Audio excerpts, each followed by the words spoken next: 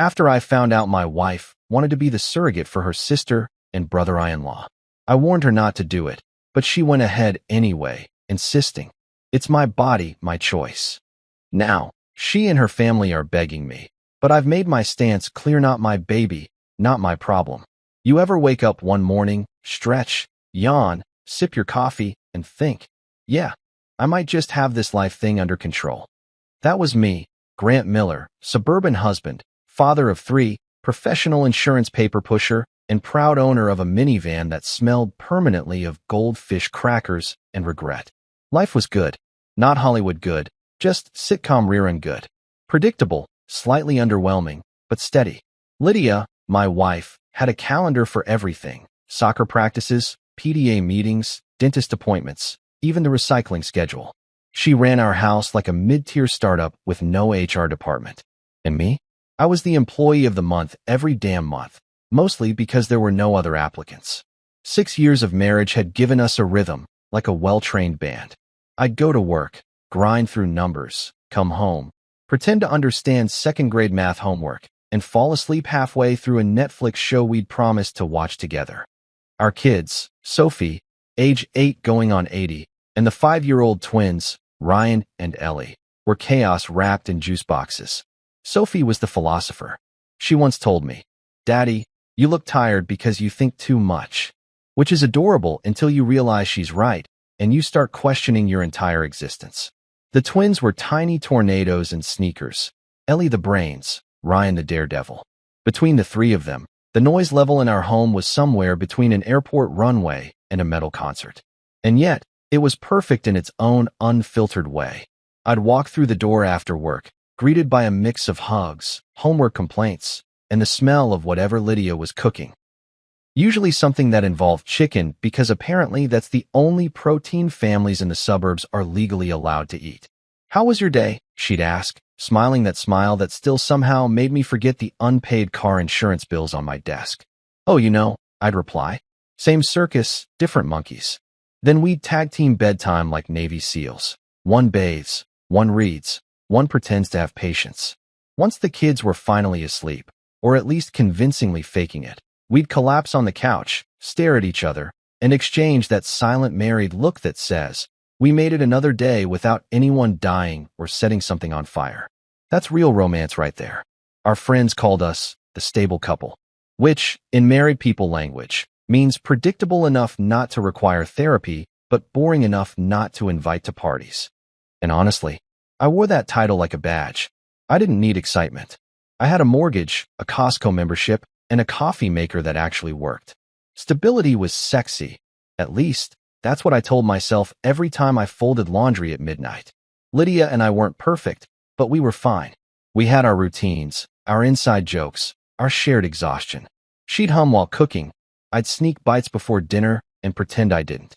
We'd argue about small things, like who left the lights on or who forgot to buy milk, and make up over bigger things, like who left the lights on again. But we had love. The kind that's steady, not fireworks, quiet, not cinematic. The kind that survives cold pizza dinners and 3 a.m. baby screams. Until that one Tuesday. The Tuesday that decided peace was overrated. It started normal enough. The twins were building what they called a pillow city in the living room. Sophie was conducting a lecture on how boys are confusing, and I was trying to read an email from my boss that might as well have been written in Latin. Lydia was unusually quiet that evening. Not the "I'm tired" quiet, but the "I'm about to change your entire reality" quiet. I didn't notice it at first because she was wearing her "everything's fine" smile, the same one she used when the twins drew on the walls or when I forgot her cousin's birthday again.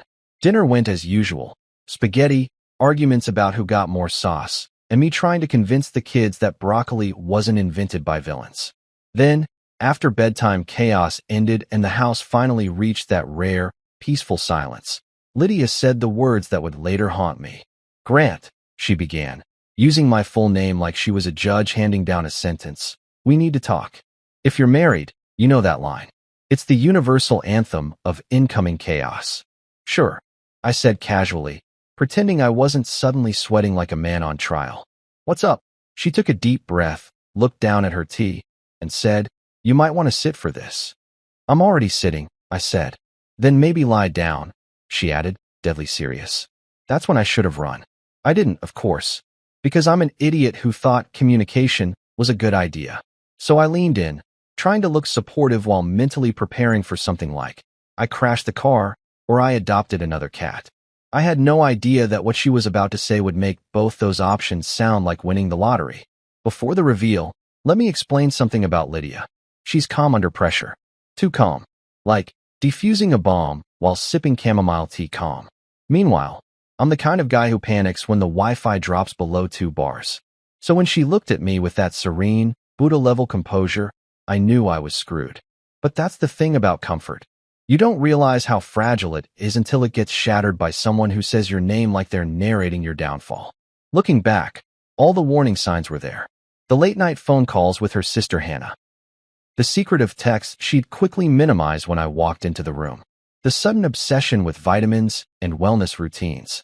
I just thought she was trying to get healthy or start an MLM, which honestly would have been better. But no, Tuesday had other plans. I've been thinking about something for a while, she said, tapping her cup nervously. I smiled. Okay, shoot. Promise you'll stay calm. That's when my left eye started twitching. You're scaring me, Lydia. She smiled gently, the kind of smile dentists give right before they drill without anesthesia. It's nothing bad, she said, which, spoiler alert, was a lie. I've made a big decision. I raised an eyebrow. Okay, about what?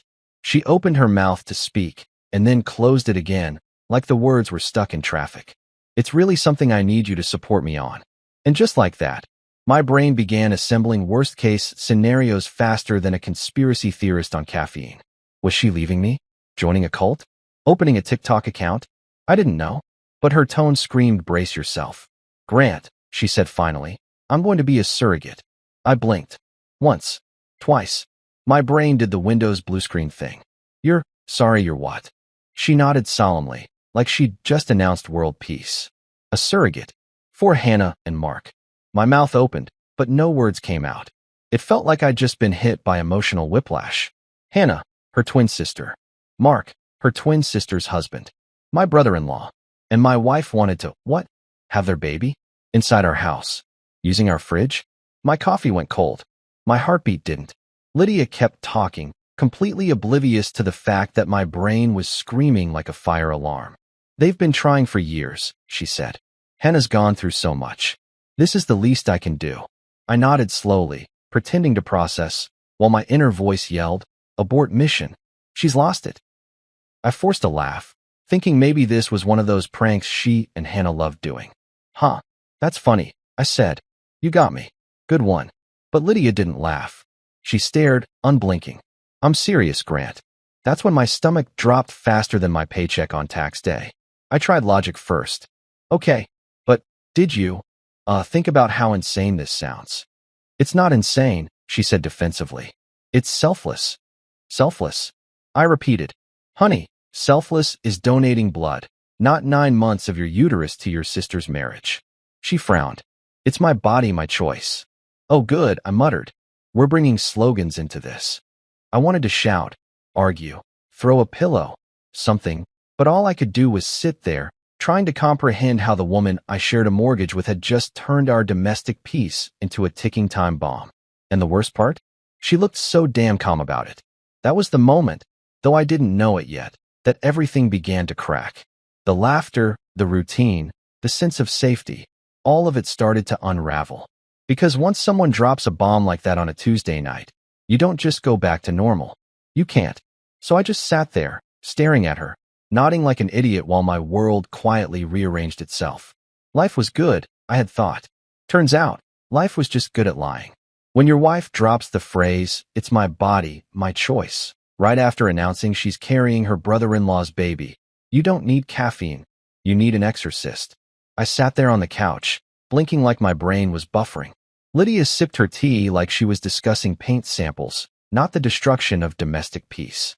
So let me get this straight, I said finally, rubbing my temples. You're planning to grow another man's baby inside you, in this house, while our kids think you just had a big lunch? She gave me that calm, saint-in-training smile. You're being dramatic. Dramatic? Lady, I pay Netflix $10 a month for drama. I don't need a front row seat in my own living room. Apparently, she and her twin sister Hannah had been scheming for months. Hannah and her husband Mark, Mr. and Mrs. Fertility Issues, had tried everything. IVF, prayer candles, probably goat sacrifices for all I know. Then St. Lydia here offered her uterus like it was a gift card. It's what sisters do, she said proudly. Mark and Hannah trust me. Yeah, I muttered, because what every marriage needs is a shared pregnancy. She didn't even flinch, just stirred her tea and said, "They're family, Grant. Don't make this harder than it has to be." Oh, trust me, I wasn't making it hard. Reality was doing a pretty good job on its own. I tried to laugh it off at first, because denial is cheaper than therapy. Okay, I said, forcing a chuckle. So you're kidding, right? Like, this is one of those influencer prank videos? Should I look for the hidden camera? She blinked. It's real. I leaned back, stared at the ceiling fan, and thought, God, if this is a test, I'm failing it. Why didn't you tell me earlier? I asked. She sighed. Because you'd react like this. Like a sane person? Like a man who doesn't understand empathy. That one hit low. Oh, I understand empathy, I said. I just didn't realize it involved letting my wife play baby factory for her brother-in-law. She stood, crossed her arms, and said, "You're twisting it." No, I'm trying to untwist it. You've tied logic into a pretzel. She gave me the look. You know the one. The look every married man recognizes as "don't you dare mansplain my moral high ground." Grant, she said, you're overreacting. This doesn't change anything between us. I nearly choked on my own disbelief. Doesn't change anything? Lydia, you're literally introducing a fourth child who's genetically not mine, and I'm supposed to treat this like you just bought a new blender? At this point, my internal monologue sounded like a courtroom transcript. Exhibit A, a husband's confusion. Exhibit B, a wife with zero remorse. Exhibit C, a future episode of Dr. Phil waiting to happen. I tried reasoning with her again, hoping logic would sneak through whatever force field she was using. So what? You just carry the baby, hand it off to them, and life goes back to normal? No side effects? No trauma? No awkward family dinners? She shrugged. That's the plan. Oh, perfect, I said. Maybe next Thanksgiving we can all share placenta recipes. Silence. Deadly silence.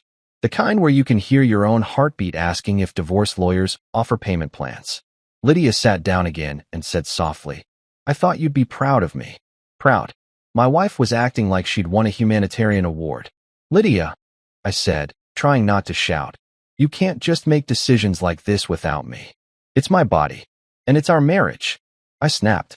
Or was that not part of the consultation packet? She gave me that pity smile that wives use when they've mentally added you to the obsolete husband category. You'll understand someday, she said. No, I'll be understanding today. Specifically, understanding how to move out before this circus gets a sequel. That finally got a reaction. You're not being supportive, she said sharply. Of what exactly?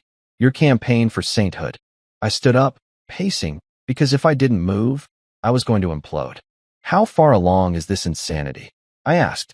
We start the medical process next month, she said casually, like she was scheduling a pedicure.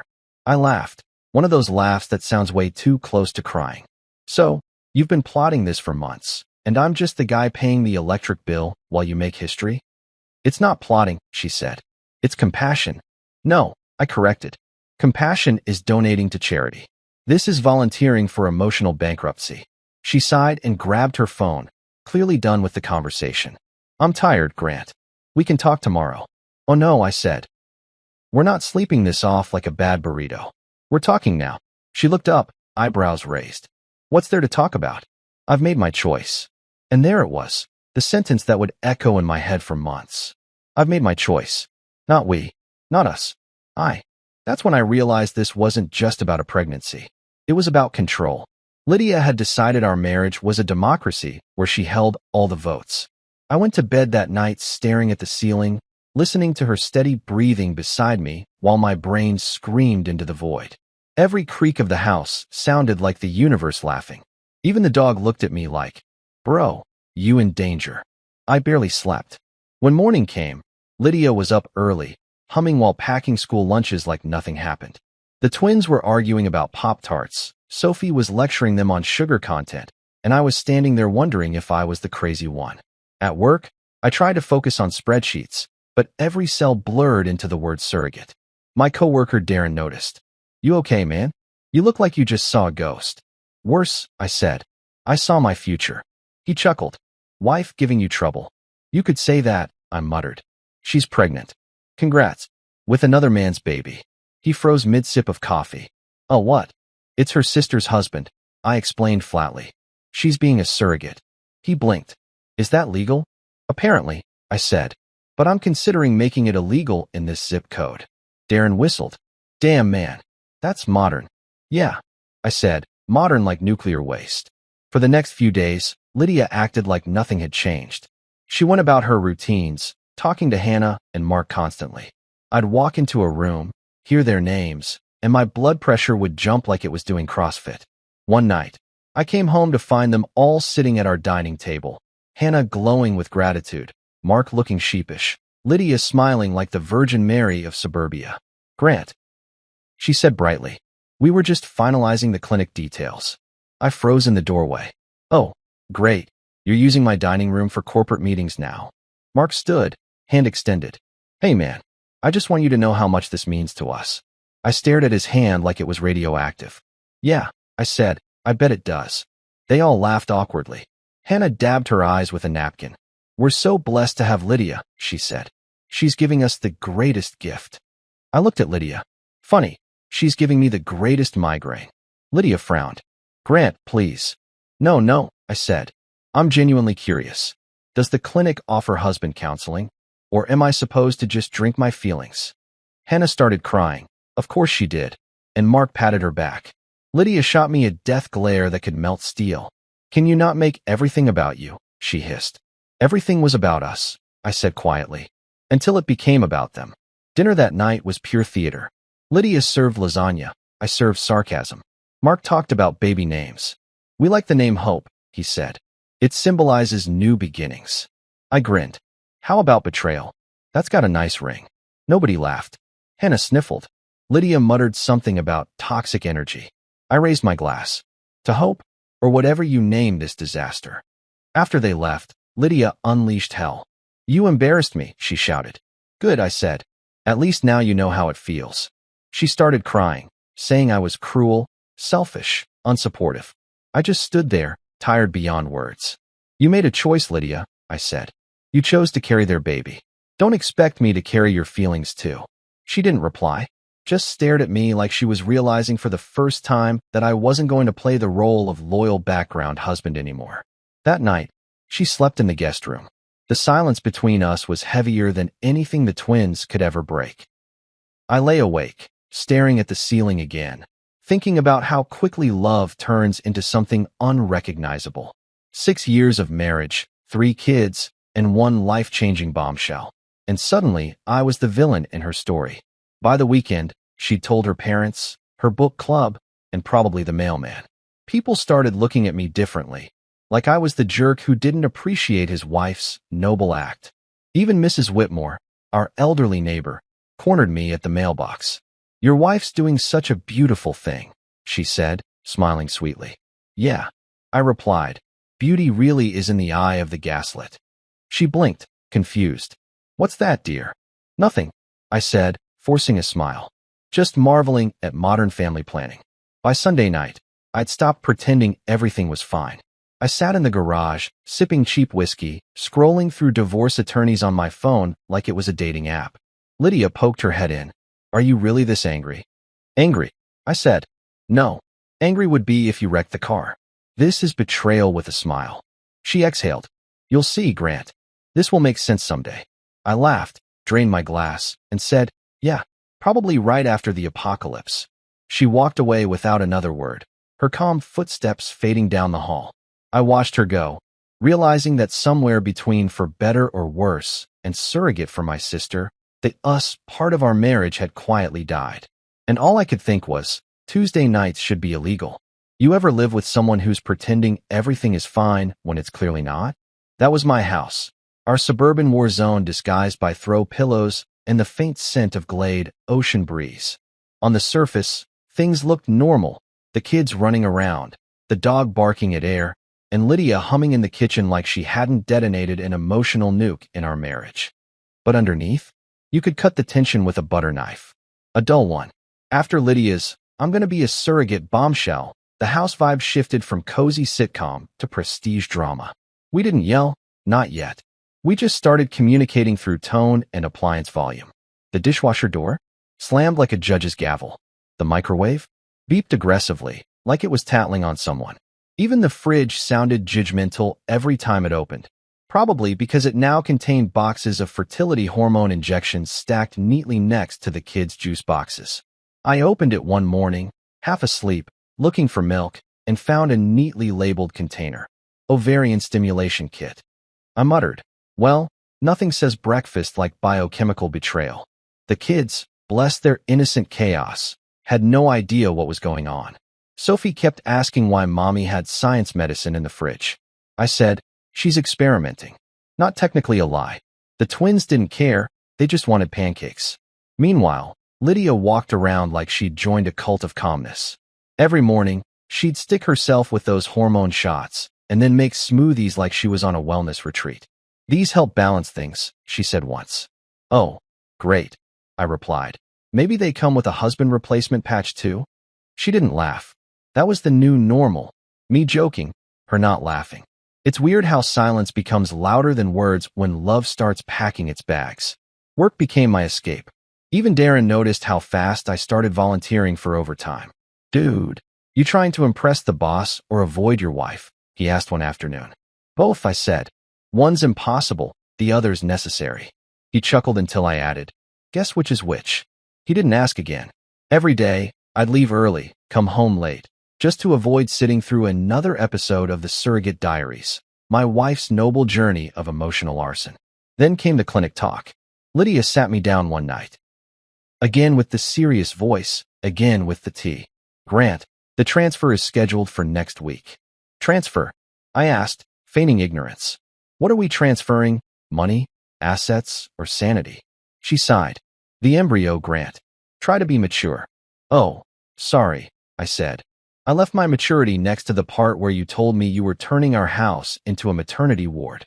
She ignored that and slid some papers across the table. "I just need you to sign these consent forms." I stared at them like they were radioactive. "You need my signature for this circus?" "It's just a formality," she said sweetly. "They require spousal acknowledgement." "Oh, acknowledgement? Then consider this my acknowledgement. I acknowledge that my life is now a reality show without the paycheck." I didn't sign. Instead, I called my lawyer friend Tom, the same guy who helped me sue my old landlord for structural dishonesty. Long story involving a collapsing ceiling fan. Tom listened, then exhaled so loudly I thought he'd fainted.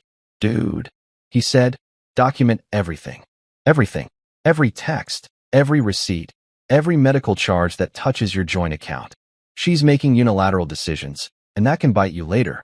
I scribbled notes like a paranoid accountant. "So you're saying my marriage is now a legal liability?" "It's been once since you said I do," he said. I laughed, because it hurt too much not to. From then on, I became a domestic detective. I started snapping photos of bills, noting the cost of every clinic expense she charged to our credit card. Needles, vitamins, therapy sessions, gas to the fertility center, it all added up. I created a folder on my laptop labeled Surrogate Saga, Evidence. Paranoia? Maybe. But I wasn't about to go down without receipts. The nights were the worst. I'd lie awake next to her, listening to her phone buzz with late-night texts from Hannah or Mark. Every time she smiled at her screen, my chest tightened. Once I caught a glimpse. "So proud of you, Red Heart," from Mark. I wanted to throw her phone out the window and follow it with a flaming copy of our wedding vows. Instead, I just stared at the ceiling, whispering, "You chose this, Grant. You married an idealist with Wi-Fi." By week 3 of Operation Uterus, Lydia had turned into a full-blown fertility influencer. She talked about hormone levels, implantation rates, and uterine lining thickness like she was giving a TED Talk to ghosts. I couldn't even eat dinner without hearing medical jargon. "Progesterone levels look good," she'd say while passing the salt. I'd reply, "Mine too. Thanks for asking." She didn't laugh at that either. It was around that time that I stopped calling her LYD and started calling her Lydia again. It's funny how nicknames die before relationships do. I also moved to the guest room, under the pretext of early work mornings. Truth was, I couldn't sleep next to someone who thought embryo transfer belonged in a family conversation. The kids noticed, of course. Sophie asked, "Daddy, why are you sleeping in the other room?" I said, "Because Daddy snores." She squinted. "Mommy says you don't." "Then Mommy's lying," I said with a smile that didn't reach my eyes. The tension finally boiled over during one of her clinic visits. I came home early, expecting quiet. Instead, the house smelled like disinfectant and optimism. Lydia was on a video call with Hannah and Mark, showing them her progress. There were charts, graphs, even a slideshow. I stood in the doorway, arms crossed, watching this bizarre science fair presentation happening in my living room. "And this," Lydia said, pointing to her stomach, "is where it'll all happen." I couldn't help myself. "Oh good, a guided tour. Should we charge admission?" Hannah's face froze on screen. Mark awkwardly adjusted his headset. Lydia turned around, eyes sharp enough to cut glass. "Grant, we're in the middle of something." "Yeah," I said, "so am I," a mental breakdown. She hung up the call and glared. "Why are you being like this?" "Because this is insane," I shouted, finally letting it out. "You're treating this like some charity marathon when it's a 9-month family implosion. I told you it's not like that." "Then what's it like, Lydia?" "Because from where I'm standing, you're volunteering our marriage for demolition." She flinched but held her ground. "You're being selfish. You're being reckless." I shot back. "You're turning me into a stranger in my own house." "It's my body, and it's my house," I yelled. "So maybe we should respect both." That was the night she cried. Not little sniffles, ugly sobs. And I didn't comfort her. Not because I didn't care, but because I couldn't. I was too busy holding myself together with caffeine and sarcasm. When she finally went to bed, I sat alone in the kitchen, staring at a half-empty whiskey bottle, wondering when love had turned into a business negotiation. A few days later, she stopped talking to me altogether. Communication became purely functional. "The kids need cereal. Bills are due. Dinner's on the counter." Each sentence felt like a line from a hostage note. The only warmth in that house came from the oven. Even the dogs started sleeping in the hallway, probably to avoid picking sides. Then one afternoon, I came home to find a receipt on the counter from the clinic. $3,200. Procedure deposit. Charged to our joint account. That was the final straw. I texted Tom, "You were right. Document it." He replied, "Good. Keep stacking evidence." I felt like a man preparing for war while my enemy hummed lullabies upstairs. When I confronted her that night, I kept my voice calm. "You used our joint money. It's for a good cause," she said without looking up from her phone. "You forged my name, Lydia." That got her attention. "Don't exaggerate." "I'm not exaggerating. I saw the form. My signature looks like it was drawn by a drunk toddler." I had to grant. "You wouldn't cooperate." "Cooperate," I said, laughing bitterly. "You mean endorse your midlife experiment?" "Sorry, I missed the recruitment email." She threw down her phone. "You're impossible. And you're delusional," I said. "You think this is empowerment, but it's just betrayal dressed up as compassion." She stared at me, eyes full of tears and defiance. "If you can't support me, maybe you should leave." I nodded slowly. Maybe I should. That night, I didn't sleep at all. I sat on the porch, watching the streetlights flicker, feeling like the last sane man in a neighborhood built on pretense. People think marriages end in shouting and slammed doors. Sometimes, they just die quietly, smothered by self-righteousness and silence. The next morning, Lydia acted like nothing happened. She packed school lunches, kissed the kids, and left for another appointment. I just stood in the kitchen, holding my coffee, staring at her car pulling out of the driveway. She'd made her choice, and I'd made mine. Document everything, trust nothing. When I told Tom later, he said, "You're smart, man. You're protecting yourself." "Feels more like I'm losing myself," I muttered. He sighed. "That's marriage sometimes. A slow legal lesson." And just like that, my home stopped feeling like home.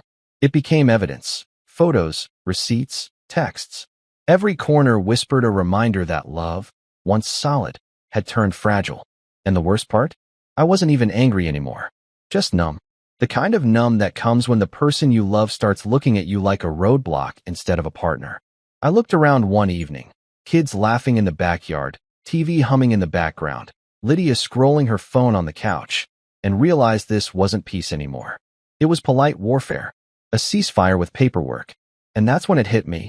Marriage wasn't about love anymore. It was about evidence. If you ever want to test the structural limits of your patience, try having your in-laws over while your wife is carrying her brother-in-law's baby. I wouldn't recommend it unless you enjoy slow, painful character development. About a week after Lydia's medical miracle officially kicked off, my house turned into a maternity lounge sponsored by Pure Audacity. Hannah and Mark started visiting like they were on a loyalty program. Monday, here. Wednesday, still here. Friday, bringing snacks and chaos. My living room wasn't mine anymore. It was the nesting area. That's what Hannah called it. I called it Ground Zero. Grant, Lydia said one afternoon, voice full of that performative calm people use when they're about to do something stupid. We need to make them comfortable. Comfortable, I said. They already treat this place like an Airbnb with free emotional labor. Hannah piped up from the couch. It's just temporary, Grant. We want to be close during the pregnancy. How close? I asked. Like emotionally close or physically close enough to steal my Wi-Fi password again? Mark laughed nervously, trying to play peacemaker. Hey man, relax. We're all family here. I turned to him, smiled, and said, not after this baby's born, we're not. He blinked. Lydia glared at me so hard I swear my ancestors felt it. Stop being immature, she hissed. Immature? Lady, I was living in a soap opera I didn't audition for. I was surviving. Hannah started crying. Of course, she's a professional in that department. I just don't understand why you're being so cold about this, she sobbed, clutching Lydia's hand. This means the world to us. You're welcome, I muttered. Glad to provide the world's weirdest baby shower venue. Lydia snapped. Grant. What? I said, shrugging. Do you want honesty or husband of the year silence? At that point, I realized no one in that room was on my team.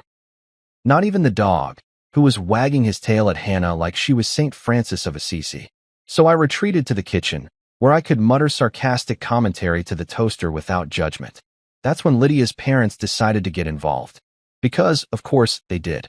There's a universal law that says when something insane happens in a family, the in-laws must arrive to make it worse. They came over that weekend, full of disapproval and passive-aggressive energy. Her mom, Sandra, walked in carrying a casserole and moral superiority. We heard about the tension, she said, eyes already scanning me like a TSA agent. We just want to make sure you're supporting Lydia during this beautiful time. Beautiful? I was living in a hostage situation with snack breaks. Her dad, Frank, was quieter, the kind of quiet that means he's judging you while calculating your net worth. Son, he said, patting my shoulder like a cop giving a speeding ticket. Families should stick together. Sure, I said, preferably in separate houses. We all sat in the living room. Again, my living room. And Sandra immediately started cooing over Lydia's glow. I almost choked. Glow, I said. That's the reflection off the hormone syringes in the fridge. No one laughed. Not even the dog this time. Sandra leaned forward, clasping her pearls like she was about to deliver a sermon. Grant, you need to understand. What Lydia's doing is an act of love. For who? I asked. Because I checked our marriage license, and there's no clause about womb rentals. Lydia's jaw dropped. That's disgusting. So is betrayal, I said. But here we are. Frank frowned. Watch your tone, son. Then tell your daughter to watch her decisions. I shot back. Sandra gasped like I'd slapped the Pope. She's being selfless, and you're being cruel, she said. I smiled politely. Ma'am, with all due respect, she's selfless with my money and my sanity.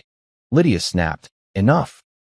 The room went silent, except for the faint hum of my dignity leaving my body. They stayed for dinner. Of course they did. And every bite of food tasted like resentment. Lydia had made lasagna, Hannah brought salad, and I brought sarcasm. At one point, Mark raised a toast. To family, he said, smiling like a man who'd never read the room. I raised my glass too. To boundaries, I said. He pretended not to hear me. After they left, Lydia turned to me, arms crossed. You embarrassed me. Good, I said. At least now we're even. She threw the dish towel onto the counter. You're impossible, Grant. Why can't you just be supportive? Because, Lydia, support implies agreement. And I don't agree with turning our house into a womb service. She glared. You're heartless. Maybe, I said. but at least I'm not delusional. That night, she didn't speak to me. I went to bed alone, again, and honestly, the silence was starting to feel like peace. I'd rather hear nothing than hear her talk about embryo transfers like she was describing a weekend getaway. The next morning, I woke up to find Hannah and Mark in the kitchen, again, talking about stroller colors. We're thinking beige, Hannah said. It's gender neutral. So is betrayal, I muttered.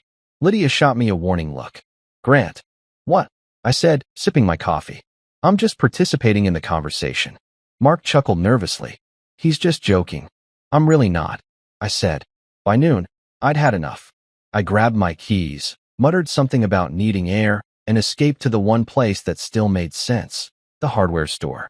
There's something healing about staring at power tools when your life's falling apart. You can't fix emotional damage, but you can sure as hell price out a new drill. When I got back, the house looked like an HGTV episode gone wrong. Baby catalogs were spread across the table, Lydia and Hannah were debating nursery colors, and Mark was assembling a crib. In my living room. What the hell is this? I asked. Lydia turned around, smiling innocently. We're just visualizing. Visualizing? I said. You mean invading? Hannah tried to mediate. It's just a few items, Grant. We're so excited. Excited? I said. Well, good news. You'll have plenty of time to be excited elsewhere, because none of this stays here. Lydia stood up. Don't be childish. Childish? I laughed. You're literally playing house with your sister's husband, and I'm the immature one. That's when Hannah started crying again. Mark looked like he wanted to crawl under the crib. Lydia pointed toward the door. Maybe you should leave. I smiled. Oh, I plan to. Right after I reclaim my damn living room. Then I walked over, picked up the crib instructions, and tossed them onto the porch. Petty? Absolutely. Therapeutic? Beyond words. Later that night, I got a call from Sandra, the mother of all meddlers. I heard what happened, she said, voice dripping with disappointment. You're pushing everyone away. You mean everyone who's trespassing in my sanity? You need to be more understanding. Of what exactly? My wife baking her brother-in-law's DNA under my roof. That's enough, she snapped. You're being hateful. And you're being naive, I replied. But hey, at least one of us is consistent. She hung up. Can't imagine why. After that, things escalated in weird, passive-aggressive ways. Lydia started labeling the baby stuff in the house with sticky notes for Hannah and Mark, like that somehow made it less insane. Hannah dropped by with fresh-baked cookies as a peace offering. I gave them to the dog. Mark tried to talk to me one evening, catching me as I mowed the lawn. Look, man, he said awkwardly. I get that this is hard for you, but this means everything to Hannah. Good for her, I said, cutting the engine. But it means nothing to me except overtime for my therapist. He tried to smile. Can we just coexist until it's over? Sure, I said, as long as coexist means you exist somewhere else. The next day, Lydia hosted a family dinner. I didn't know about it until people started showing up. Hannah and Mark, her parents, even her cousin Rebecca, who once told me I looked like the before photo in a Men's Health ad. I stood in the kitchen, holding a beer, wondering if anyone in this family knew how to text a warning. They all sat down, chatting happily while I sat there like a guest star in my own home. Grant, Sandra said sweetly, would you like to say grace? Sure, I said, smiling. Dear Lord, thank you for reminding me that patience is a finite resource. Lydia kicked me under the table.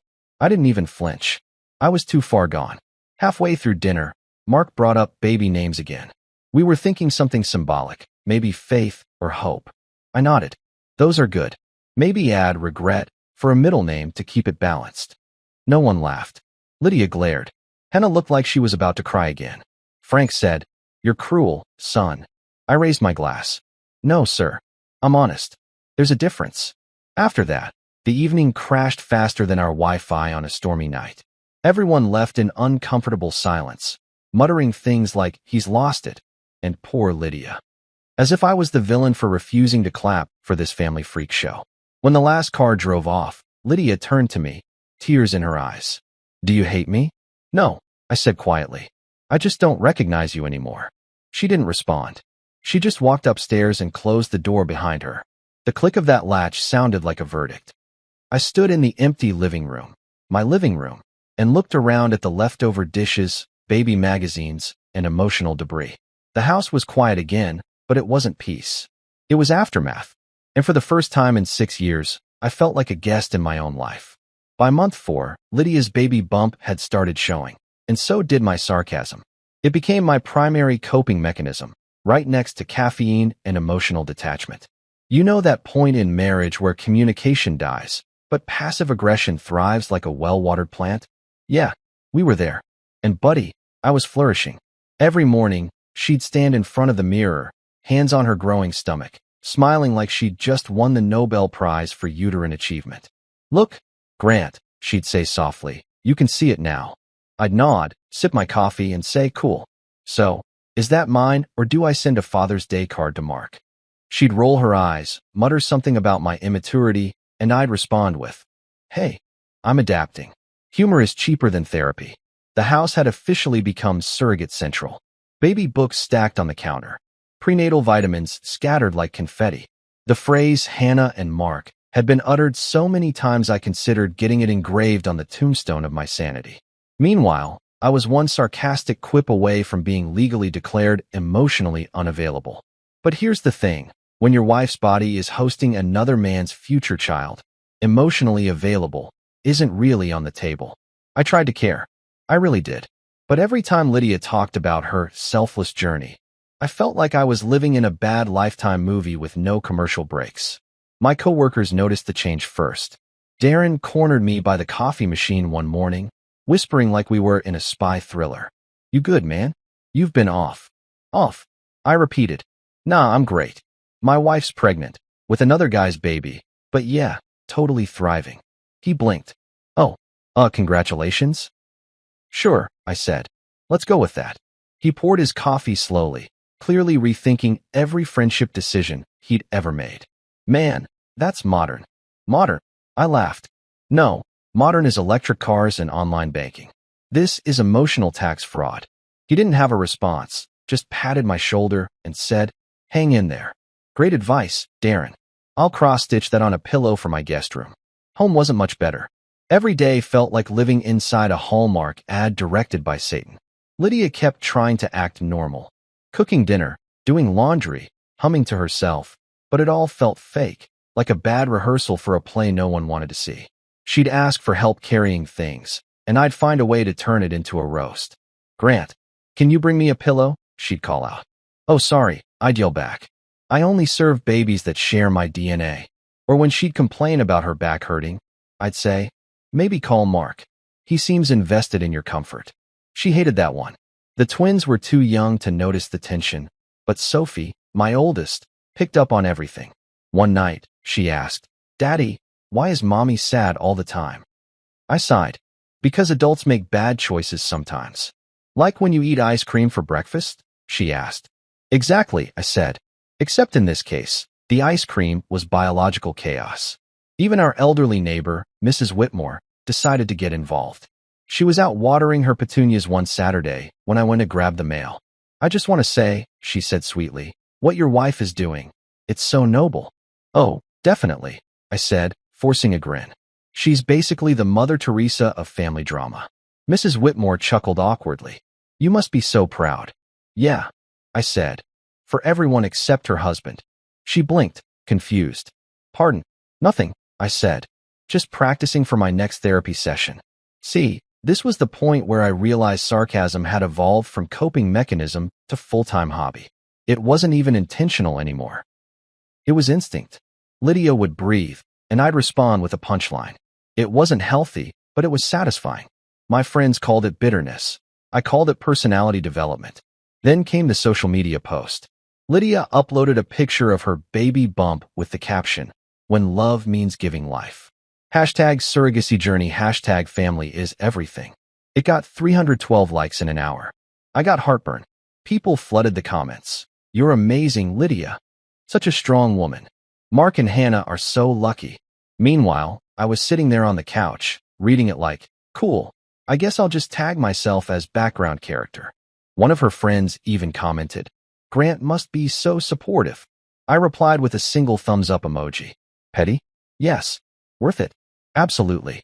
By the time the second trimester rolled around, the sarcasm had stopped being funny even to me. Every conversation turned into a verbal boxing match. Lydia accused me of emotionally abandoning her, which was ironic, considering she'd physically volunteered for emotional eviction. One evening, after another argument about nothing and everything, she asked, "Do you even love me anymore?" I paused, looked her dead in the eyes, and said, "Define me." She burst into tears, stormed off, and slammed the door so hard the picture frames shook. I sat there sipping whiskey, whispering, "Guess that's a no." The next morning, I woke up to find a note on the counter, "Gone to Hannah's. Don't wait up." Perfect. I didn't.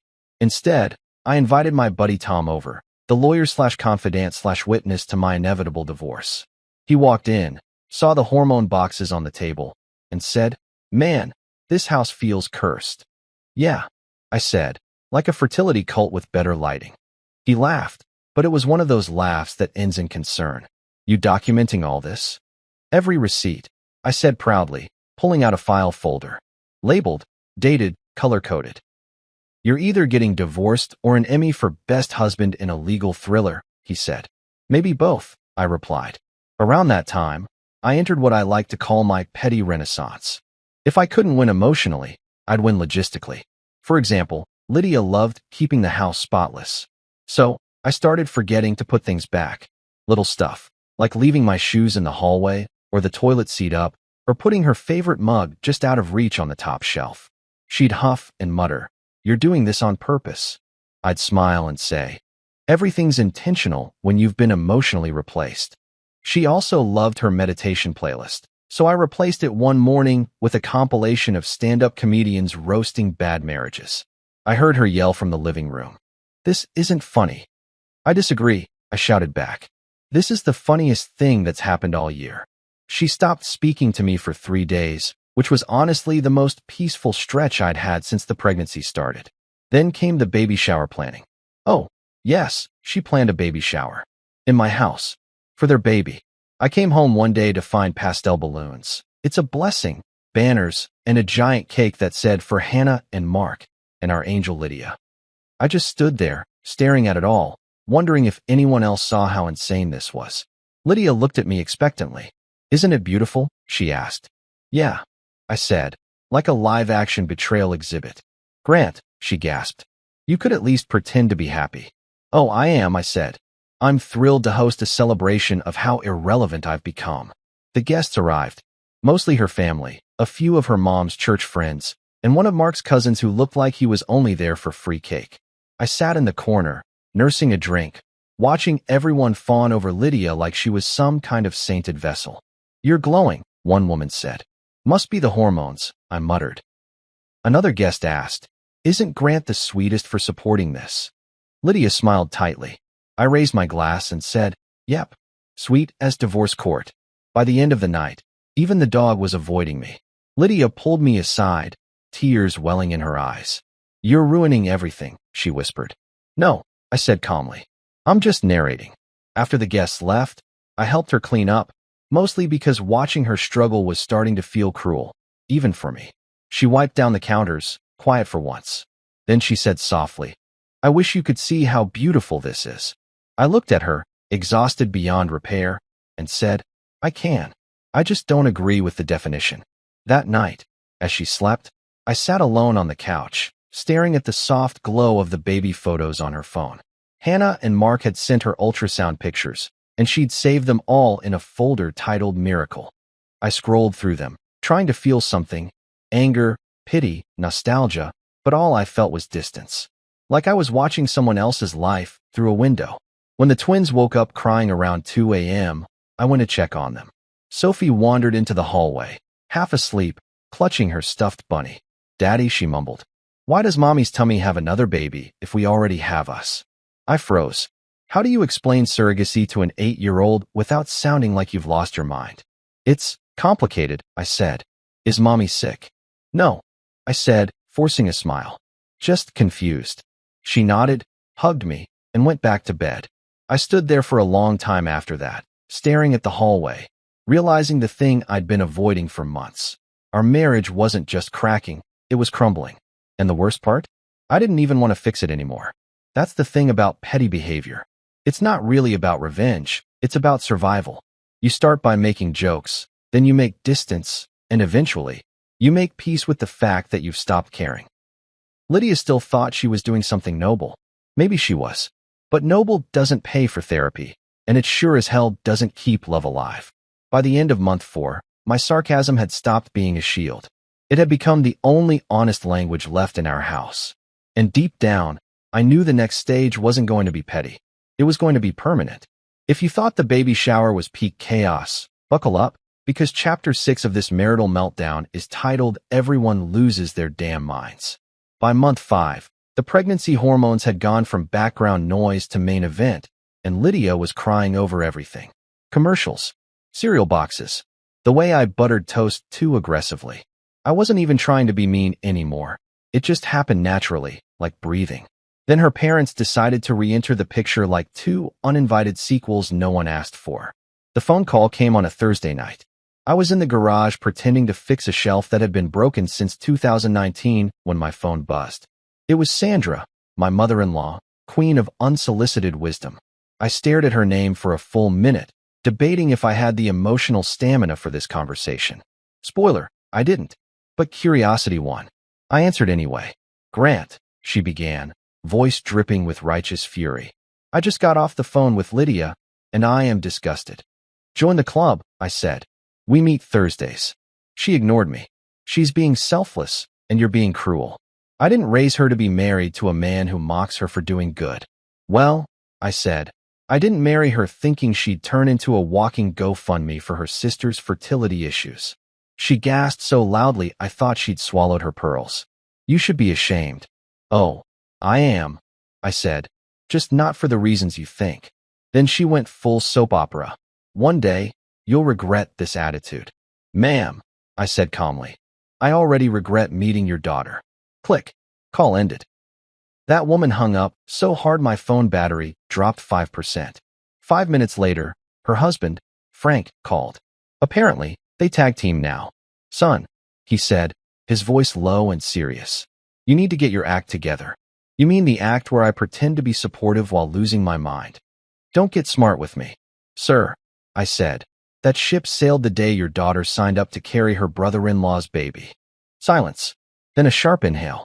You're lucky I'm not there right now. No, I said. You're lucky you're not. He hung up too.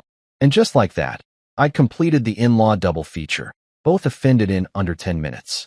New record. When Lydia came home that night, she was fuming. What did you say to my parents? Nothing that wasn't true, I said. They called me, remember? They're upset. Good, I said. Maybe they'll stop showing up unannounced like Jehovah's Witnesses with casseroles. You're impossible. No, I said, I'm consistent. She went upstairs, slammed the bedroom door, and for the first time in weeks, I didn't follow her. I poured a whiskey instead and toasted to my own survival. That was becoming my nightly routine. 1 glass for each bad decision we'd made since she said the words, I'm going to be a surrogate. I was up to 7 glasses a week. The next morning, she came downstairs pretending like everything was fine. That's how Lydia coped. Denial through domestic chores. She was folding laundry like she was auditioning for a commercial when she said, Can you help me carry these groceries later? I looked up from my coffee. Why not call Hannah or Mark? They should be good at carrying things. They carried this mess right into our marriage. Her lips tightened. You're being cruel again. No, I said. I'm being accurate. She set down the laundry basket, tears already building. Why can't you just support me through this? It's almost over. Almost over. I laughed. Lydia, you're halfway through turning our lives into a reality show. This isn't a cold. It doesn't just go away with fluids and rest. You're making everything about you. Well, someone has to, I said. Because you sure haven't. She stormed out, leaving her car keys on the counter. I figured she'd gone to Hannah's again, her emotional escape hatch. That's when the kids wandered in, still in pajamas, asking, Where's Mom? I sighed. Probably saving the world again. Will she be back for dinner? Yeah, I said, forcing a smile. She always comes back for dinner. She just doesn't always bring peace with her. Later that day, my lawyer friend Tom called. You sound like a man teetering between enlightenment and homicide, he said. Both sound relaxing, I replied. How's the documentation going? Flawless, I said. I've got receipts, photos, and a spreadsheet so detailed it could win a Pulitzer. He laughed. Good. Keep it up. You're gonna need it when this explodes. When? I asked. Buddy, he said, you're already in the blast zone. That night, Lydia came home late. She looked exhausted, hair messy, face pale, one hand on her lower back like she'd been carrying the weight of bad decisions all day. Rough day at the clinic? I asked. She didn't answer, just went straight to the kitchen and started cooking in silence. I watched her for a while, and for a brief moment, I felt bad. Like genuinely bad. Maybe she really did think she was doing something good. Maybe she thought she was helping her sister, not destroying us. But then I remembered how she'd shut me out of every decision, how she'd spent our money, how she'd smiled through my humiliation, and that sympathy vanished faster than my 401k in a recession. We ate dinner in silence. The twins talked about school, Sophie discussed her art project, and Lydia pretended the tension was just another ingredient in the stew. After dinner, she started clearing the plates, and I said, leave it. I'll handle it. She looked surprised. Thank you, she said softly. Don't thank me, I said. It's not kindness. It's self-preservation. She didn't say anything after that, just went upstairs, leaving me alone with my thoughts and the sound of the dishwasher grinding away at my last nerve. A few days later, the in-law backlash leveled up. I came home to find Sandra sitting in my living room, again, with a plate of cookies and that fake sweet smile that hides 1,000 insults. We need to talk, she said. Correction, I said. You need to talk, and I need to drink. Don't be rude, she said. I'm trying to help. You can help by leaving. Grant, she said, her tone sharp, you're destroying this family. I laughed. Lady, this family came pre-destroyed. I'm just narrating the wreckage. She glared at me, stood up, and said, you'll regret this. Probably, I said, but not as much as Lydia's going to regret letting her sister's husband put her through morning sickness. She gasped, clutched her pearls, and stormed out. The dog followed her to the door. Traitor. When Lydia got home and found out, she cried for an hour. I didn't have the energy to care. You're turning everyone against me, she sobbed. Correction, I said. You're doing that. I'm just letting them know the Wi-Fi password for group discussions. You're heartless. You keep saying that, I said. Maybe one day it'll stop sounding like a compliment. She grabbed her car keys again. Where are you going? I asked. Away from you, she snapped. Perfect, I said. Bring peace home as a souvenir. She slammed the door, and I swear, the echo sounded like applause. For the next week, we barely spoke. When we did, it was logistics, kids, bills, groceries. She'd leave early, come home late. I'd sleep in the guest room, watch reruns of sitcoms where the husbands were miserable, but at least the laugh track made it bearable. Then one evening, she came home crying again. You told your coworkers, didn't you? Depends, I said. What's the charge, defamation or honesty? They're gossiping about me. They were already gossiping, I said. Now they just have better material. She glared at me through tears. You've turned into someone cruel, Grant. And you, I said, turned into someone I don't recognize. Fair trade. She sank into a chair, clutching her stomach, crying quietly. For a split second, I wanted to reach out. But I couldn't. It wasn't anger anymore. It was numbness.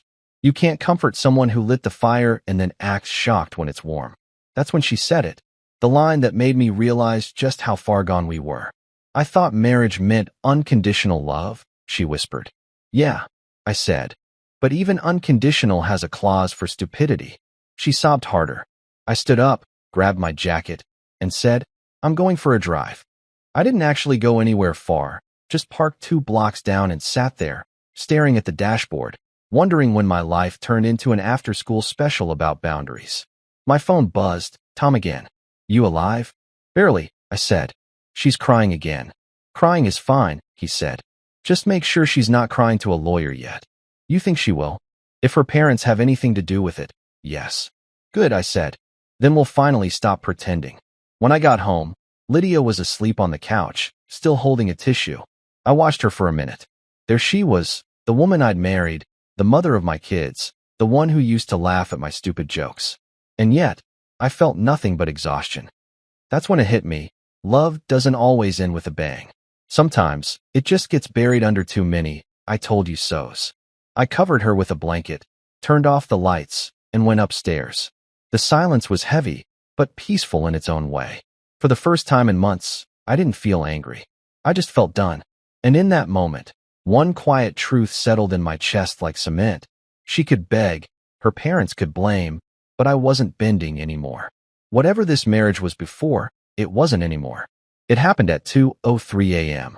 Because of course it did. Bad news and screaming babies always wait until decent people are asleep.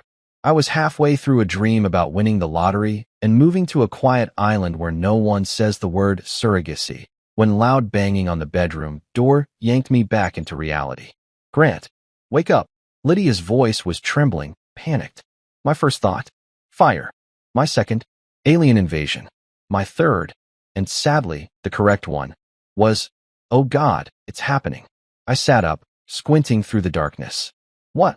I croaked, voice thick with sleep and resentment. "My water broke," she yelled. "Call an ambulance." I blinked at her, half awake, half annoyed. "Congratulations," I said flatly. "Call an Uber." She gasped like I'd suggested we name the baby Voldemort. "Grant, please," she shouted, doubled over, clutching her stomach. I grabbed my phone, looked at her, and said the most honest sentence I'd spoken all year. "Not my baby, not my problem.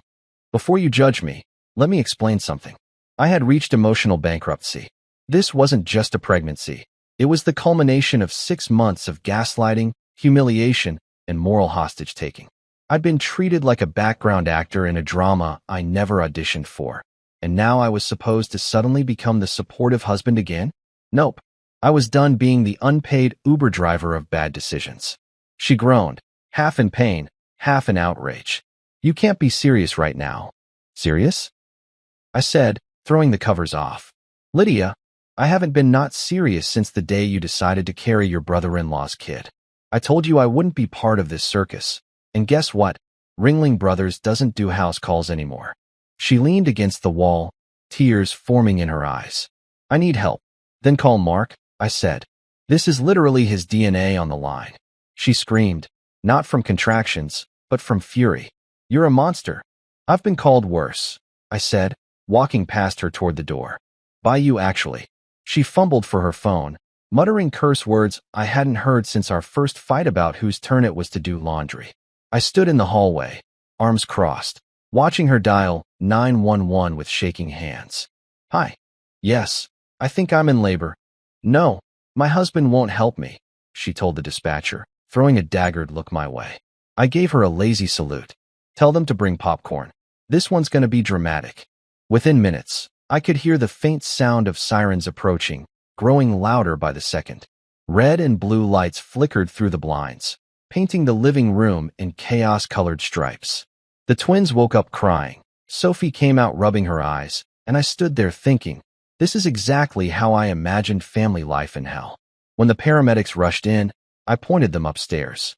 "She's right there," I said. One of them looked at me like I was Satan himself. "Aren't you coming?" "Nope," I said. "I'm good right here. But hey, thanks for your service." Lydia screamed again as they helped her down the stairs, one arm around her, one holding medical gear. "You can't just stay here," she yelled. "Watch me," I said, leaning against the banister. "I'll text Mark to meet you at the hospital." And I did. For words, no punctuation, "Your kid's in a hurry." Then I put my phone face down on the counter, grabbed a glass of water, and sat on the couch like I was watching a rerun of my own downfall. When the ambulance pulled away, I sat there in silence, the kind that hums in your ears when you've crossed the line between anger and peace. The house was still, except for the faint tick of the clock and the occasional sniffle from Sophie upstairs. Part of me felt guilty, but only the small, dusty part that still remembered how we used to be. The rest of me? Relieved. Because for the first time in months, the chaos had literally rolled out of the driveway. I must have dozed off because the next thing I knew, the sun was sneaking through the curtains. My phone had 27 missed calls and 13 texts, half from Lydia, half from her parents, one from Mark that just said, "It's happening." I stared at that message for a long minute, then deleted it. Didn't reply. Didn't need to. My part in this melodrama was officially over. I went about my morning like nothing happened. Made coffee, toasted bread, even took the kids to school. When one of the teachers asked, "Excited about the new edition?" I said, "Oh, you have no idea." Then I drove to work, parked in my usual spot, and stared at the steering wheel for a solid 10 minutes. It's a weird feeling when the woman you once loved more than anything in the world is delivering another man's baby while you're trying to remember your Outlook password. At lunch, Darren asked, "So, how's Lydia?" I took a sip of my coffee and said, dilated. He choked on his sandwich. "Oh, wow, so you're a dad again." "Not even close," I said. "I'm just a bystander at this point." He gave me that pitying look people give when they don't know whether to hug you or run. "Man, that's rough." "It's peaceful," I said. "Weirdly peaceful." By evening, the texts had slowed down, replaced by one final message. "It's a boy. No name. No thanks. No invitation. Just a fact, like a weather report." I stared at it for a while, then put the phone away, opened a beer, and turned on the TV. Some people would have cried, maybe prayed. I just watched reruns of Seinfeld and laughed at jokes about nothing. Because that's what my life had become. Nothing. Around midnight, the house was quiet again. The kids were asleep, the dog was snoring, and I was finally starting to unwind when my phone buzzed once more. This time it was Tom. "You here?" he asked. "Yeah," I said. She had it. "You okay?" "Define okay." He sighed. "You sound calm." "Too calm." "That's called acceptance," I said. "It's what happens when you stop fighting a storm and start letting it drown everything." There was a long pause on the line. "You're going to have to talk to her eventually," Tom said. "Why?" "Because you've still got kids together. Because you're human. Because closure exists." "Closure?" I laughed. "Tom, I passed closure 6 exits ago." The next morning, I got the official update through the grapevine. Lydia's parents posted on Facebook, "Welcome to the world, baby Gabriel. A miracle born through love and sacrifice." The post had 482 likes and one angry react, mine.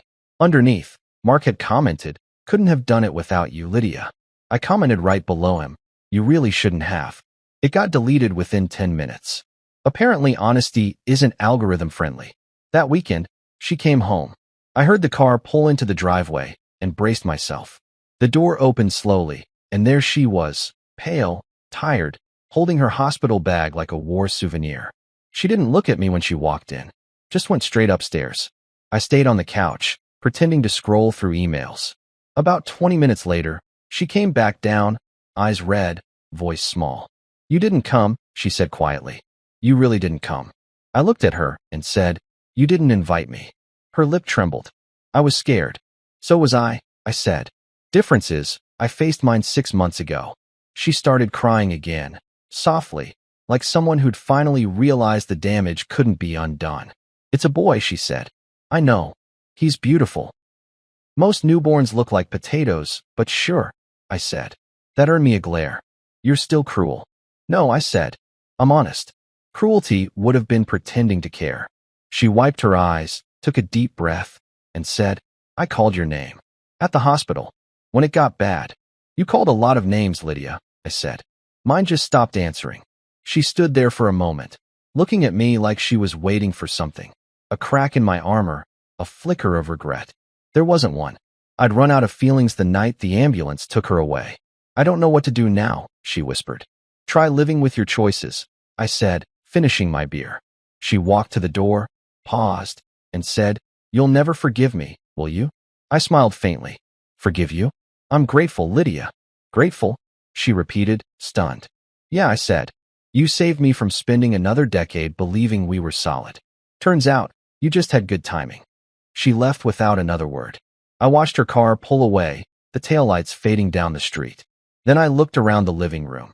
The same living room that had hosted her sister's tears, her parents' lectures, and Mark's awkward smiles. It was empty now. Peaceful. Too peaceful. I turned off the lights, went upstairs, and lay down on the bed that suddenly felt twice as big and twice as cold. For the first time in months, I didn't feel like the villain. I felt like the survivor of a war I never enlisted in. And as I closed my eyes, I thought about that hospital, about the baby with someone else's DNA, about the woman who used to be my home but turned into a stranger.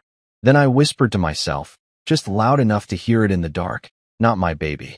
Not my problem." It wasn't bitterness anymore. It was relief. Because for the first time in a long, miserable year, I finally slept like a free man. A week. That's all the peace I got. 7 glorious days of quiet, clean countertops, and nights where the only crying in the house was from the neighbor's cat. 7 days without the sound of Lydia's moral superiority echoing off the walls. 7 days where I could eat cold pizza in my boxers and not feel judged by someone pretending to be the Virgin Mary of suburbia. Then, because the universe loves to ruin good moods, she came back. It was a Saturday morning. I was making pancakes for the kids, feeling like a semi-functional single dad hero, when I heard the front door open. The sound froze me mid-flip. I turned, spatula in hand, and there she was, Lydia, standing in the doorway with a baby in her arms. "You've got to be kidding me," I muttered. "You came home with it." She glared. "His name is Gabriel." "Cool," I said. "Still not mine." She rolled her eyes and stepped inside like she hadn't set fire to my peace. "Hannah's recovering from surgery," she said. "I'm just keeping him here for a few weeks." "A few weeks?" I repeated. "You're bringing the evidence of our marital collapse into the house for a few weeks?" She frowned. "Don't be dramatic." "Oh, I'm way past dramatic," I said. "I'm in the sequel phase of my villain origin story." The kids came running in, of course, because the universe doesn't give you privacy when your life is imploding. "Mom," Sophie yelled, hugging her leg. "You're home." Then she noticed the baby. "Whose baby is that?" Lydia smiled, all soft and motherly. "This is baby Gabriel. I'm helping take care of him for Aunt Hannah." Sophie tilted her head. "But you already take care of us." I smiled proudly at her. "Exactly, kiddo. Let's not overload Mommy's to-do list." Lydia shot me a glare sharp enough to peel paint. "Can we not do this in front of the children?" "Sure," I said, flipping a pancake. "Let's wait until they're asleep so I can scream into a pillow instead." She sighed and walked to the couch, cradling the baby. I watched her rock him gently, humming the same tune she used to sing to our twins when they were newborns. And for a moment, just one stupid, microscopic moment, I felt something weird. Pity maybe, or nostalgia for the version of us that used to be normal. Then Gabriel started crying, loud enough to wake the dead, and that feeling evaporated like my last shred of patience. The next few days were torture. Every hour was baby chaos. Crying at 2 a.m., bottles everywhere, burp cloths draped over furniture like crime scene tape. Lydia acted like this was totally fine. "It's just temporary," she said, every single day. Temporary apparently meant until my sanity files for custody. She'd walk around the house in her robe, hair messy, talking in that soothing mom voice again. "It's okay, Gabriel. Aunt Lydia's here." Meanwhile, I'd be standing in the kitchen muttering, "Uncle Grant's considering witness protection." I tried escaping it. Went to the gym. Took the kids out for ice cream. Sat in the car outside Home Depot for 45 minutes, just breathing the freedom-infused air conditioning. But no matter how far I went, I always came home to the same soundtrack: crying, cooing, and Lydia's tired sighs. Then came the part where she started asking for help. "Can you hold him for a minute?" she asked one night. "Nope," I said, without hesitation. "Come on, Grant. Just for a second." "Lydia, the last time I held a baby that wasn't mine, it was during a baptism, and even then I asked for gloves." "You're unbelievable." "Correct," I said. Finally, something we agree on. The in-laws, naturally, couldn't resist inserting themselves again. Sandra showed up unannounced, as usual, arms full of baby gifts and judgment. "He's beautiful," she said, looking at the baby. Then she turned to me. "You should be proud, Grant." "Of what?" I asked. "The world's worst decision?" "Because sure, I'll get that printed on a mug." She scowled. "You're heartless." "So I've heard," I said. "You're all very consistent." Even Frank joined in, calling me one evening. "You're embarrassing yourself," he said. "A real man would have stood by his wife through this." "A real man," I replied, "would have been consulted before his wife joined the Surrogate Olympics." Click. Another hang-up. They were getting good at those. Meanwhile, the neighbors started noticing too. Mrs. Whitmore spotted me taking out the trash one morning and called across the lawn. "Congratulations, Grandpa." I blinked. "Excuse me." "I saw the baby," she said. "He's adorable." "Not mine," I yelled back. She smiled knowingly. "Oh, I understand. Surrogacy. So modern." "Yeah," I said. "It's like a science project with tears." By the second week, I was done. I couldn't do it anymore. The house wasn't a home. It was a nursery run by denial. Every time I looked at Lydia rocking that baby, I felt my chest tighten, not from sadness, but from claustrophobia. I wanted my space back. my peace, my damn couch. So I did what any rational man on the edge would do. I booked a hotel room. I'll be gone for a few days, I told her one morning, tossing clothes into a duffel bag. She blinked. You're leaving? No, I'm taking a field trip, I said. Yeah, I'm leaving. What about the kids? They're staying here. You've already got one extra. Might as well go for the full set. You can't just run away from your problems, she shouted. I'm not running, I said, zipping the bag. I'm walking away calmly before I start throwing furniture. I made it as far as the driveway before stopping. Because as much as I wanted to leave, I couldn't. The kids were still asleep inside, blissfully unaware that their parents were starring in a live-action tragedy. I sighed, turned around, and went back in. Lydia looked surprised when I dropped the bag by the door. Changed your mind? She asked. Yeah, I said. You don't get the house and the moral high ground.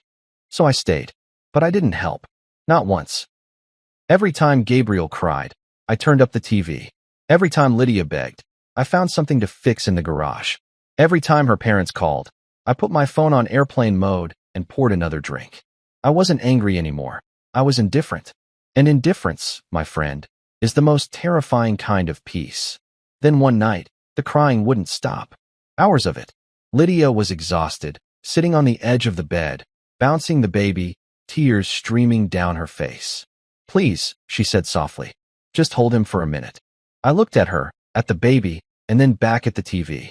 You made your bed, Lydia. Literally, you incubated it. She sobbed harder. I didn't move. The next morning, her parents came over again.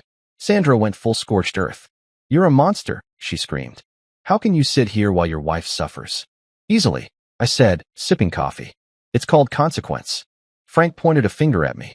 You've lost all compassion. No, I said. I just stopped renting it out. They left after 10 minutes, muttering something about praying for me.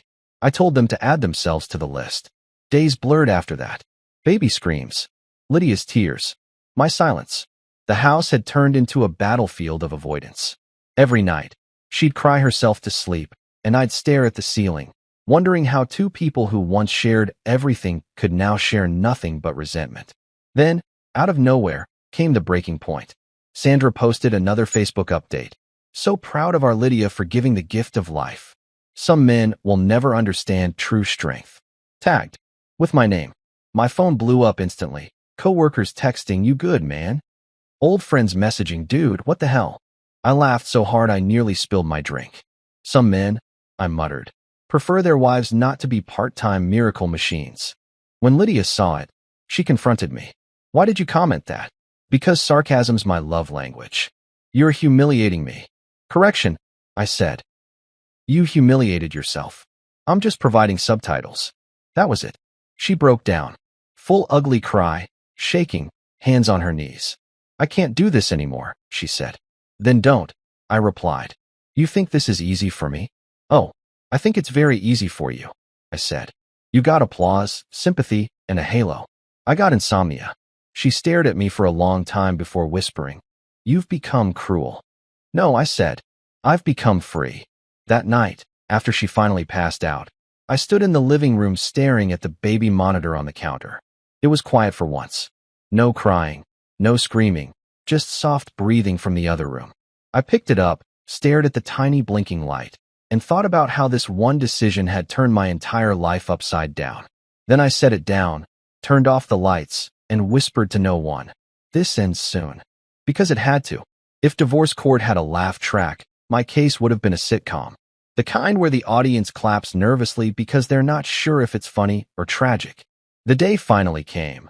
Months of Cold War, sleepless nights, and baby-related PTSD boiled down to a Tuesday morning hearing in a courthouse that smelled faintly of burnt coffee and crushed dreams. I walked in wearing my best, I'm totally fine suit. Navy blue, slightly wrinkled, with a tie that screamed, Please, God, let me win. Lydia was already there, sitting at the opposite table, tissues in hand, face pale but perfectly tragic. She'd clearly practiced that sympathetic martyr expression in the mirror. Her lawyer, a woman named Patricia Howe, looked like she ate men like me for breakfast, glasses, bun so tight it probably had its own bar license, eyes sharp enough to cut through marital illusions. My lawyer, Tom, looked relaxed. Too relaxed. Don't worry, he said as I sat down. We've got this. You say that, I whispered. But you said the same thing before you convinced me to buy crypto. The judge entered, a middle-aged woman with a face that said she'd heard every excuse, every sob story, every he cheated/she cheated variation in existence. She adjusted her glasses, looked at the paperwork, then at us, and said, "Let's make this efficient." My favorite phrase. I could have kissed her. Patricia stood first, of course. She walked to the podium like she was auditioning for a courtroom drama. "Your Honor," she began, "this case is not about betrayal. It's about compassion misunderstood. My client, Lydia Miller, made a selfless decision to help her sister have a child. Her husband, instead of offering support, chose cruelty, humiliation, and abandonment. She turned to gesture at me dramatically. He left her alone during labor. He mocked her in front of family. He publicly shamed her online." The judge raised an eyebrow and turned to Tom. "Mr. Ross, your response?" Tom smiled like a man who'd been waiting all week for this. "Your Honor," he said smoothly, "this case is about compassion, but not Lydia's. My client has been the victim of emotional and financial deceit. Mrs. Miller not only concealed her surrogacy plans, she forged his signature on consent forms, drained joint funds for fertility treatments, and used his home as an unpaid maternity ward for another man's child." He slid a file across the table. "We have receipts." Literally. The judge flipped through the papers, frown deepening. "Forged signature?" she asked. "Yes, ma'am," Tom said, handing her a photocopy. "Compare that to my client's actual signature." The judge studied both, then looked up at Lydia. "Mrs. Miller, did you forge this?" Lydia dabbed her eyes with a tissue. I had to. He wouldn't support me." "That's not an excuse," the judge said sharply. "That's fraud. If I'd had popcorn, I'd have eaten it right there." Patricia jumped in to salvage it. "Your Honor, this was a desperate act made in emotional distress and financial deception," Tom added. "We also have proof she withdrew funds from their joint account for medical costs without consent." He handed over another document. Patricia glared. "Your Honor, the funds were used for a family cause." "A family cause?" I said under my breath. "Which family? Because it sure wasn't mine." The judge shot me a warning glance. "Mr. Miller, please refrain from commentary." "Yes, Your Honor," I said, sitting back, though I couldn't stop the grin. Patricia tried to steer the sympathy ship back on course. "Your Honor, Lydia has been subjected to ridicule and emotional cruelty. He refused to help her during pregnancy, abandoned her at the hospital, and made her feel unsafe." The judge nodded slowly, scribbling notes. "Do you have evidence?" Patricia blinked. "Evidence? Texts, witnesses, photos?" "Well, no, but then it's an opinion," the judge said flatly. "And opinions don't win cases. I swear, if I'd had theme music, it would have been playing right then." Tom stood again. "Your Honor, if I may add, my client documented months of communication, receipts, and correspondence showing Mrs. Miller's ongoing collaboration with her sister and brother-in-law, excluding him from major financial and personal decisions." He pulled out another folder thicker than a phone book. "We also have statements from neighbors who witnessed arguments about this issue." "You got Mrs. Whitmore to testify?" I whispered. "She loves gossip." Tom smirked. "Exactly." Lydia's lawyer tried to pivot. "Your Honor, regardless of financial disputes, Mrs. Miller's intention was pure. She did this for love." The judge's pen froze mid-note. She looked up slowly. "Love of who?" Patricia hesitated. "Her family." The judge arched a brow. "Because from where I sit, this looks like the opposite of love. It's recklessness disguised as morality." I leaned toward Tom and whispered, "If I ever remarry, I want her to officiate." He elbowed me. "Focus." Then came the part I'd been waiting for. The money. The big question, who pays for the mess? Patricia went first, arguing Lydia deserved compensation for emotional trauma. I almost laughed. The only trauma she had was the one she caused. He left her alone during recovery. Patricia exclaimed dramatically. The judge glanced at her notes. "Because she told him it wasn't his baby." Patricia hesitated. "Well, yes, but case dismissed on that point," the judge said. I nearly clapped. Tom stood again, calm as ever. "Your Honor, we are requesting the following: full custody of the children, retention of the family home, and repayment of misused joint funds totaling $28,400. Lydia gasped. That's ridiculous. The judge looked at her. Did you spend that money? Yes, but then it's not ridiculous, she said. It was beautiful. A courtroom symphony of accountability. Lydia's face went pale as the judge read her notes out loud. The court finds Mrs. Miller acted independently, dishonestly, and recklessly, causing significant emotional and financial harm to her spouse. Therefore, the court rules as follows. No spousal support. Lydia's jaw dropped. What? No spousal support, the judge repeated. Repayment of misused funds. Custody of minor children granted to Mr. Miller. And the house remains his sole property. For a second, everything went silent. No shuffling papers, no fake sniffles, just the sound of Lydia's perfect little world collapsing in real time. Even Tom looked surprised by how clean the win was. The judge finished signing the order and said, Mr. Miller, consider this your fresh start. Mrs. Miller, consider this your lesson. Then she stood up and walked out like a mic drop in human form. Lydia sat there frozen, tears streaking down her cheeks. I didn't gloat, not out loud anyway. Inside, I was doing backflips. Patricia leaned in, whispering to her client, who just kept staring at the floor. Mark and Hannah weren't there, of course. Probably too busy taking baby photos and pretending they hadn't detonated my marriage. As we walked out, Tom clapped me on the back. You did it, man. You actually did it. No, I said, grinning. We did it. You argued. I suffered, and karma took attendance. You're free, he said. How's it feel? I paused, watching Lydia through the glass doors as she stood outside, still crying, her parents hovering nearby. Feels like breathing after holding it for a year, I said. I should have walked away then. But because I'm human, and apparently still dumb, I approached her one last time. She looked up, eyes red, voice shaking. Was this worth it to you? You mean not being treated like an emotional ATM? Yeah, I said. It was. I just wanted to help, she whispered. I nodded. And now you helped yourself right out of a marriage. She winced, like my words were physical blows. You're cruel. No, I said. You just keep mistaking boundaries for cruelty. Sandra appeared behind her, glaring at me like she was 2 seconds from casting a curse. You should be ashamed, she said. For what? I asked. Winning fairly? I'll send you my lawyer's number. He works miracles. You'll burn in hell for this, she hissed. If it's quiet, I said, sign me up. I walked away before she could reply. Outside, the sun hit my face, warm and clean, like the world had finally decided to stop spitting on me. Tom handed me a copy of the ruling, still crisp and official. Frame it, he said, or at least keep it somewhere you'll see it when you start doubting yourself. Oh, I'm framing it, I said, right next to my coffee maker. On the way to my car, I stopped by a vending machine, bought a soda, and toasted to my own damn freedom.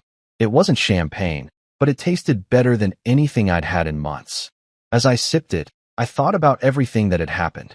The lies, the tears, the endless arguments, and realized I wasn't angry anymore. Just done. Completely, gloriously done. When I got home, the kids were in the backyard with my mom, laughing. Real laughter. The kind that doesn't sound forced. For the first time in a year, my house actually felt like home again.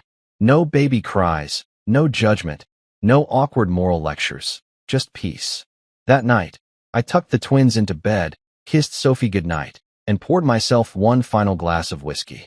I sat on the porch, looked up at the sky, and whispered, it's over.